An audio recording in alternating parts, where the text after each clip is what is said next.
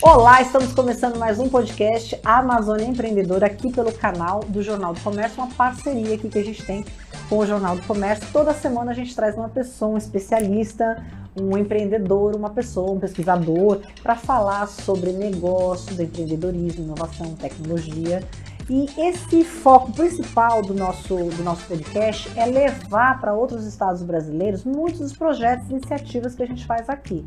Como a gente ainda está numa região meio afastada, isso sob o ponto de vista dos grandes centros, então a gente quer sempre falar das coisas que estão sendo feitas aqui, que a gente não deixa a desejar a nenhum estado brasileiro, tá bom? E aí nós vamos começar hoje, e eu trouxe uma pessoa muito legal aqui, um amigo querido, que é o Marcelo Dias, que é um empreendedor e agente cultural, ele que é formado em Direito e pós-graduado em Gestão e servidor de carreira desde 2011. Sim. E hoje ele está aqui no Amazonas com o escritório de representação do Ministério da Cultura e ele está agitando aqui a economia criativa com muita coisa e ele vai contar para a gente um pouco do trabalho dele aqui no Amazonas.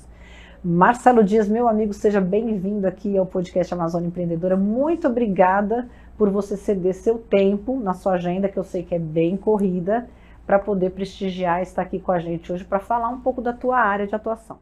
Muitíssimo obrigado, é um prazer estar aqui com todos vocês e espero que gostem da entrevista de hoje. Maravilha. Antes de começar, eu queria falar com você o seguinte, eu já descobri que você não é aqui do Amazonas. Não, mas sou um amazônida de coração. Você comeu jaraqui? Ah, muito. Né? Há 39 anos por aqui. Inclusive a minha mulher também é baiana, está aqui há 9 anos e ela também comeu jaraqui. Também não sai mais daqui, né? Sai mais daqui. Mas me conta o seguinte, como é que você veio parar aqui, Marcelo? O que te trouxe para cá? A minha mãe veio com aquele projeto Calha Norte, né? Então, ocupar para não perder, né? Que era a ideia da época, né? Para os militares. E aí passamos a morar aqui. Meus irmãos são daqui, minha filha é daqui. A família toda já é amazônica. Então, parou por aqui. Sim. E daqui você não sai. É. O pé não sai daqui. Não, até porque quando eu fiz esse concurso novo para o Ministério da Cultura, você poderia ir para qualquer escritório de representação no Brasil inteiro. Né? E pela nota que eu tive, foi a maior nota da região norte. Podia escolher qualquer capital da região norte. Eu falei, não, vou ficar aqui. Poxa, que bacana, viu? Acho que a gente ganhou muito essa questão da cultura tendo você aqui, porque eu acompanho o teu trabalho. É luta. E eu sei o quanto você se dispõe a fazer um trabalho bacana, a ajudar as pessoas a orientar. Eu mesmo, muitas vezes... Eu vou contar aqui como eu a conheci, aguardem. Você cedeu o seu tempo, que a gente sabe que hoje é a moeda mais cara que a gente tem, é a do tempo, né? Não tem dinheiro que compre o tempo. Então eu sou grata pelas tuas orientações passadas e eu sei o quanto que você trabalha em prol do desenvolvimento da economia criativa aqui no estado. Para começar, Marcelo, eu queria falar um pouco então desses novos projetos que a gente tem, que a gente está com várias leis de incentivo. Sim. Fala um pouco para a gente também falar com o público, dos artistas, né, que são aquelas pessoas que vivem da sua arte, que precisam desse financiamento. Então, isso reverbera muito na economia do Amazonas, né? Claro. É um montante interessante. Para o Brasil inteiro. Para o Brasil inteiro, né? Estou falando especificamente do Amazonas porque a gente está aqui, mas a gente sabe como que a economia criativa é importante, e também para a economia e também para os artistas que atuam e que fazem muita coisa acontecer aí nesse sentido sociocultural, vamos dizer assim. No Brasil inteiro nós vamos colocar 3 bilhões de reais, né? Na cidade de Manaus são 13 milhões, para o estado... 13 milhões? 13 milhões por ano. Então, estamos com 2 plataformas novas. Uma que está se encerrando agora, que é a Lei Paulo Gustavo, e estamos com a Política Nacional de Blanc, que é a PENAB, que aí vai até o final do mandato, né, do presidente Lula. Inclusive, quero agradecer também por estar aqui para a ministra, né, o nosso coordenador Juan. E aí a gente está numa equipe aqui ajudando nessas 2 plataformas, fora as outras plataformas que já existiam no Ministério, Lei Rouanet, Lei de Fomento, Conselho Nacional, Livre Leitura, entre outros, Economia Criativa, e dentre outros que aí estão. Mas esses 13 milhões é referente a todos esses... Não, isso é só para a PENAB. Explica pra gente o que é essa lei, como que as pessoas podem participar. Então, com a lei emergencial, né, com a pandemia, teve uma lei emergencial, que foi chamada de Lei Aldir Blanc. E aí teve a Lei Aldir Blanc 1, que ela foi passageira, foi para socorrer realmente o mercado, porque a classe artística foi a primeira a parar, e a última a voltar. Então essa retomada foi importante. Não havia nem ministério, né? Porque infelizmente o Bolsonaro entendeu que não era importante ter ministério.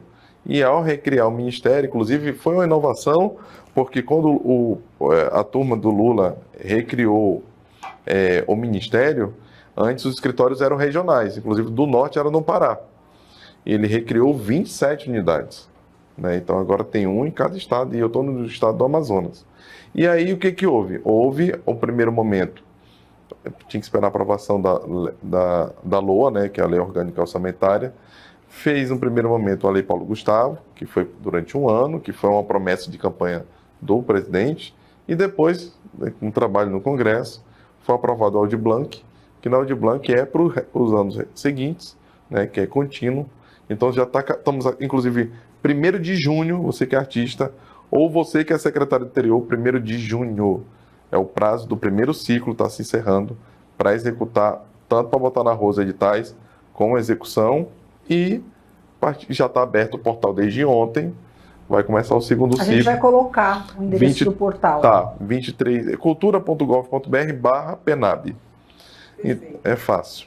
Então, o primeiro ciclo 23 e 24 acaba dia 1º de junho, abriu o portal para fazer o nosso PAA, que é o Plano Anual de Ajuste Orçamentário, para o 24, 25, já para o ano que vem. Essa daí, quem pode participar? Quais categorias estão sendo... Ele é um mix de informações.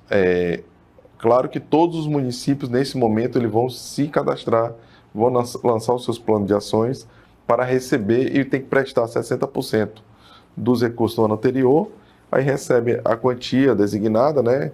Tanto os municípios, 5.567 municípios nós temos, né? Vai receber, já recebeu, tem que prestar conta, 60%, e recebe a segunda parcela. Os municípios recebendo e os governos do estado recebendo, eles têm a obrigatoriedade de fazer 4 modalidades, pelo menos. Ou um chamamento público, ou editais, ou premiações, ou ele abre outras modalidades ali, que também é possível, mas mais complexas, né, para atender às classes artísticas. Então, ele tem liberdade em escolher, isso aqui eu vou colocar, sei lá, 10% para livro, 20% para... A lei ela tem uns critérios, as linhas da lei ela tem uns critérios lá bem estabelecidos. Isso, claro, que cada município tem o seu conselho municipal e os estados seus conselhos estaduais, que são os representantes natos, mas tem as escutas, que também chama a sociedade. Então, chama, por exemplo, categoria da música. Olha, está aqui o seu conselheiro, está aqui a classe da música. Meu amigo, olha, nós temos X reais que tem um teto, né? Tu recebeu 13 milhões, mas não é 13 milhões só para música. Então, é dividido lá, fatiado conforme as linhas. Música, nós temos esse teto aqui para vocês. Vocês querem fazer o quê? É só uma premiação? É um edital para ser mais democrático? É um chamamento público? Vai abrir licitação? E aí, a classe ali na setorial, que isso é chamado setorial, dentro do seu quadradinho lá, ela decide como vai ser. Aí os editais são abertos, eles concorrem entre si, são chamados, os classificados, lista de espera, e aí vai acontecendo o processo naturalmente. É a mesma coisa na Rouanet também? Como é que funciona? Não, a Rouanet é diferente. A Rouanet não é nenhum dinheiro garantido. Você pega, você entra na plataforma do governo, você que faz seu imposto de renda, e quando você entra lá na área dedução, tem o artigo 18 e o artigo 26, são 2 artigos importantes da Lei Rouanet, e aí você pode pegar o código que o Ministério fornece, né, e aí você coloca na área de dedução, e você deduz do imposto de renda aquele valor que você iria naturalmente pagar como imposto. Isso para quem investe, né, naquele projeto. Qualquer pessoa pode fazer isso? Para quem concorre, para quem... pode, até pessoa física. Então, é isso que eu estou falando. Qualquer pessoa... 6% da pessoa física, se você quiser deduzir... Do meu dinheiro, por exemplo, que eu pago de imposto de renda da minha empresa. Mas o meu... Que hoje até o seu imposto de renda, tu entra lá na plataforma da Receita, já sabe até... Quando eu comecei a fazer sozinho, que agora dá para fazer sozinho, é meio difícil, mas agora dá para fazer sozinho. Ele já sabia uma coisa até que eu não lembrava. Tinha uma conta minha lá... mas para isso é a fantástico. Receita é fantástica, eu sempre falo, Marcelo, que se o Brasil funcionasse como a Receita... seria um mecanismo fantástico. Eu acho que não seria nem país de primeiro mundo, porque é impressionante como eles conseguem, né, usar realmente a inteligência artificial, tinha uma os conta dados... No era pouquinho, mas tinha uma conta nem lá que lembrava. nem sabia. O cara, não, tá aqui, ó. Tá ali, ó. ela rendeu tanto. Foi só R$50 o rendimento, mas estava lá. Mas tá lá, é lógico, com certeza. Vamos lá, para quem pode concorrer? A Lei Rouanet, quem concorre? As pessoas pegam, tanto pessoa física como pessoa jurídica, tem também outra legislação pertinente ao assunto, várias instruções normativas e portarias, inclusive, mas você dá uma lida, aí é um calhamaço mais rebuscado, mas assim, você se inscreve na plataforma, que é o Salic Web, que é uma plataforma própria para a Lei Rouanet, você lança o seu projeto, e você não precisa mandar nada, você preenche lá mesmo. Você preenche, faz inclusive o seu orçamento e aí aguarda. Se tiver tudo ok, eles mandam o códigozinho e aí você, com esse código, você sai no mercado para captar, né, o dinheiro para quem quer deduzir. Qual é o único critério? Só pode investir quem tem lucro real. Quem é lucro presumido não pode. Não... Explica para quem está acompanhando a gente o que é lucro real e o que é lucro presumido. São algumas modalidades que tem da forma tributáveis, né? Que o lucro presumido você faz uma média lá, que de dedução, né? Já é, por exemplo, o MEI. Ele é até fixo para quem é MEI, né? Porque era 72, se eu não me engano. Vai aumentar agora. Que aumentou com o imposto com o salário mínimo, eu não sei, acho que passou para 76, 78, eu não sei ao certo. Então, o Brasil ele tem vários regimes tributáveis, por isso que é complicado esse custo Brasil. Então, mas, por exemplo, MEI e outros regimes tributários, então não pode adentrar. Então, a categoria que é lucro real, que é aquela que você lança tudo. Eu pego do ano passado, por exemplo. Então aí tu tem um lançamento. 24, isso. Quanto que foi? Quanto foi, aí tu tem lá, depende do artigo, que também não dá para te dizer um valor específico, depende do enquadramento. Ou 18 ou 26. E aí tu enquadra lá e aí tu deduz do valor. Mas, por exemplo, vamos pegar uma grande aí, Ambev. Quanto é 6% de uma Ambev? Né? Alguns milhões, centenas de milhões. Muito dinheiro, então, né? assim, aí... 6% de muito é muito, né? Continua sendo muito, Continua sendo muito. Então, sem sombra de dúvida, mas assim, temos também algumas modalidades específicas. Nós lançamos Lei Rouanet das Favelas, Lei Rouanet da Juventude, Lei Rouanet Norte. Por que isso? Porque aí a gente fez diferente. Inclusão, além de facilitar, né, a gente criou uma temática específica. E ao invés também da pessoa sair no mercado para captar, a gente já captou o dinheiro, por exemplo, esse Lei Rouanet da Juventude, agora a Shell entrou com a gente. E aí ela tem um valorzinho dela lá, ela já pegou o imposto dela, a gente colocou com a gente, aí a gente dividiu, e serão várias premiações de 200 mil. Aí também tem um teto. Aí vai ajudar muita gente. Muita gente. Fala um pouco mais sobre esse daí. Esse é para jovens? Qual a faixa de idade? Na verdade, para atendimento, o seu projeto tem que atender os jovens. Por isso que a Lei Rouanet da Juventude. Pode ser qualquer pessoa de qualquer idade, mas sim, que o projeto se volte para esse público jovem. Entendi. Pode ser um livro, sim, um teatro. Tem uns critérios, circulação, sim, oficinas e tal, tudo mais. Porque a gente quer trazer as pessoas para ela envolver com a cultura. Né? E não aquele lance assim, que foi uma crítica muito no passado, que tu ajudou a Ivete Sangalo, gente que não precisava e tudo mais, não. A gente quer fomentar a base, que é uma grande mentira, até porque o cachê ele tem um teto, que não paga a Ivete Sangalo, com certeza. Mas teve uma discussão muito grande, que acho que foi com o filme da Cláudia Raia, alguma coisa, uma peça teatral, e eu acho que isso acaba meio que prejudica muito a lei, né? Porque as pessoas elas acham que, que esse dinheiro é do governo, que o governo deveria estar destinando para outras coisas. Não é do governo. Mas em tese... ele é um dinheiro Queria que você explicasse isso para as pessoas, então, que elas não entendem. Vamos desmistificar a Lei Rouanet, né? Que é uma grande falácia. O dinheiro não é do governo, o dinheiro é das empresas, que elas têm que pagar um imposto.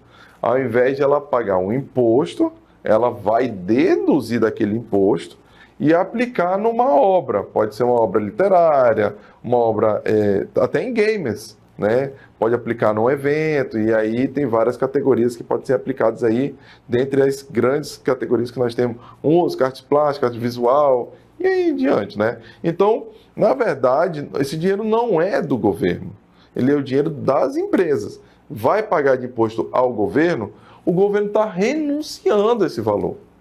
Então, esse dinheiro é do mercado. Mas, Marcelo, na hora que ele renuncia esse dinheiro, Ele faz um fomento pro governo, de certa forma, né? Ele faz um fomento, mas por outro lado não fica faltando dinheiro para outras coisas? Não, porque é uma verba carimbada. Ela não é uma verba que é destinada para outro. Que ele já tem ali, que vai para pasta tal, que vai para pasta tal, vai para saúde, porque, assim, eu quero te agradecer muito essa tua explicação, porque todo mundo que eu converso, inclusive pessoas né, que entendem das coisas e tal, né? Formador de opinião, vamos dizer assim. Tá. E a pessoa, quando você fala Lei Rouanet... Eu vou te dar um spoiler. Nós estamos negociando com o nosso gabinete de Brasília um evento nosso chamado QNIC. São 40 pessoas que fazem ao vivo, inclusive as transmissões são públicas. Então, os técnicos que lançam, aprovam e avaliam a Lei Rouanet, elas estão para vir para cá. Aí ele está... Então, e vai ter uma reunião temática, porque nós estamos... Eu soube hoje, inclusive, que um resultado aqui da Zona Franca de Manaus, nós batemos 700 indústrias no Polo Industrial de Manaus. Passamos essa marca. Sempre ficava ali entre 500, 500 e tantos, 600. Hoje passamos das 700 empresas. E nós vamos reunir pelo menos 200 empresários do Polo Industrial de Manaus, que são os que têm lucro real, que é o nosso público-alvo, para desmistificar e investirem na Lei Rouanet. Que fantástico. Estamos só vendo aí como ia ser agora em maio, mas orçamento. É porque também o Congresso ficou na aprovação do orçamento, ficou naquela... E aí, gente, eu acho que isso é fantástico, Marcelo. Eu acho que isso vai ajudar... Estamos nessa negociação. Nossa, eu fico assim muito feliz. Eu acho que também você é o público-alvo. Não, e outra coisa... Entre outros que estão nos assistindo. Eu vou querer te trazer de novo aqui mais pra frente para você falar sobre o resultado disso, tá? Porque existe assim uma mística mesmo, sabe? Um preconceito muito grande, eu, pelo menos quando eu falo, com empresas e com pessoas. Não, mas a Lei Rouanet, a pessoa está se aproveitando do dinheiro público. Mas tem a aprovação do marketing da empresa, do contábil da empresa, aqui como a indústria grande, do compliance da empresa. Eu acho muito difícil alguém estar se aproveitando aí. Não, então, mas eu acho importante a empresa gente só falar. faz o aporte do que ela decide. Sim, ela tem autonomia. Na minha opinião pessoal, não é nem como ministério, como Marcelo, é injusto. Deveria ter um critério, tu deposita o dinheiro lá e tem esses grandes projetos que foram selecionados, nós vamos investir neles. Não, a empresa tem a capacidade de escolher aquele grande projeto que ela quer. Então, quem se aproveitou? É a empresa. E ainda foi renunciado pelo governo um dinheiro que deveria ter sido pago de impostos, que aí sim, esse dinheiro de impostos poderia ir para outros setores, que obrigatoriamente não é uma verba carimbada para esse. Não, e sem contar que isso vai girar a economia de tal forma que esse dinheiro vai voltar depois em forma de impostos. A cada R$1 investido na cultura, ele volta uns 6 de impostos. Gente, presta atenção, repete devagar, Marcelo. A cada R$1 investido na cultura, voltam 6 de impostos. Então, a máquina da cultura...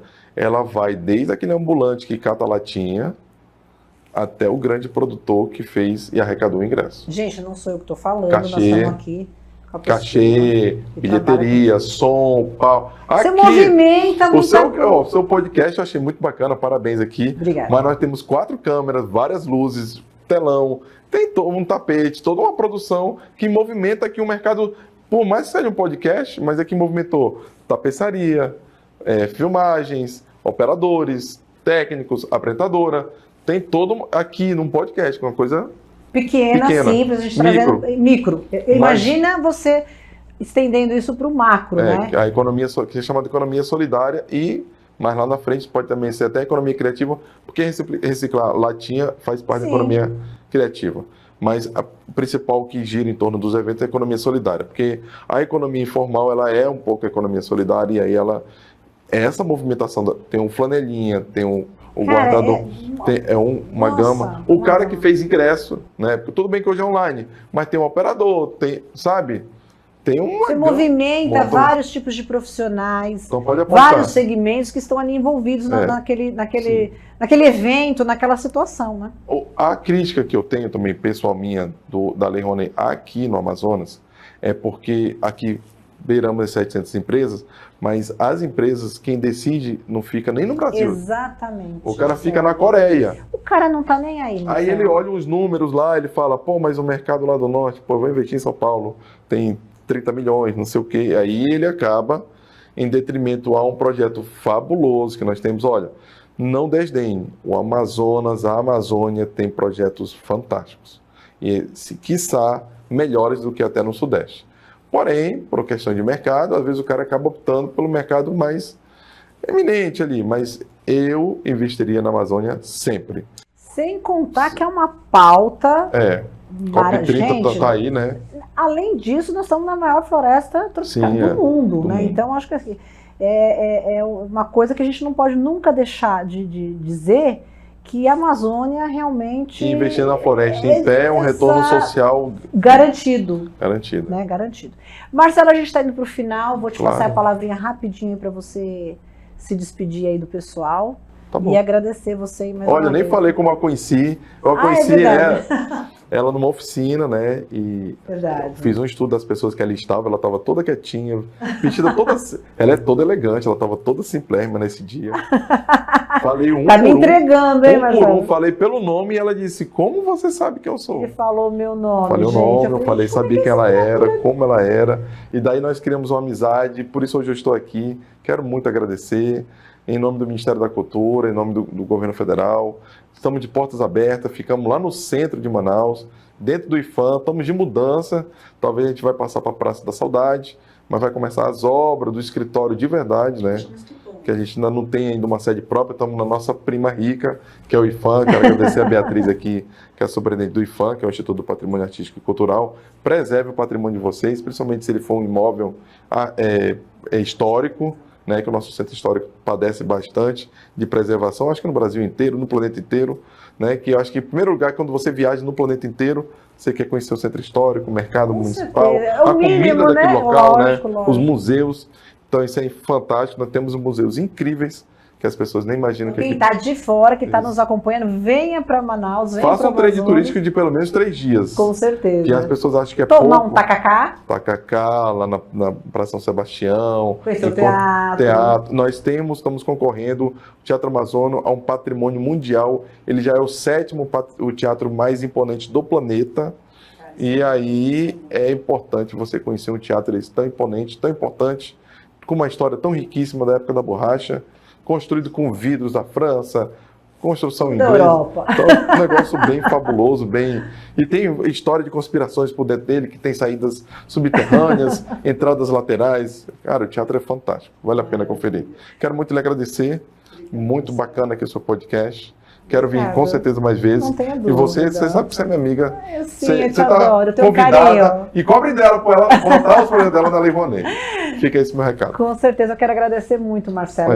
De novo, eu sei como que a sua agenda é apertada, eu sei que já vai sair daqui, já vai correr. Foi mais curta por causa exatamente, do feriado. Então eu sei. Vamos começar um novo ciclo da PENAB, começou ontem e vai... Eu sei, eu imagino, de qualquer forma, novamente agradeço demais e quero que você volte aqui depois que fizer essa reunião com as empresas para você contar para a gente como é que foi, qual é a sensação. Veio divulgar aqui, inclusive. Por favor. Então, olha, a gente já tem um encontro marcado com o Marcelo, tá, Marcelo? Quando sair esse resultado, por favor. Estamos só vendo se vai ser realmente esse ano ou ano que vem, mas estamos...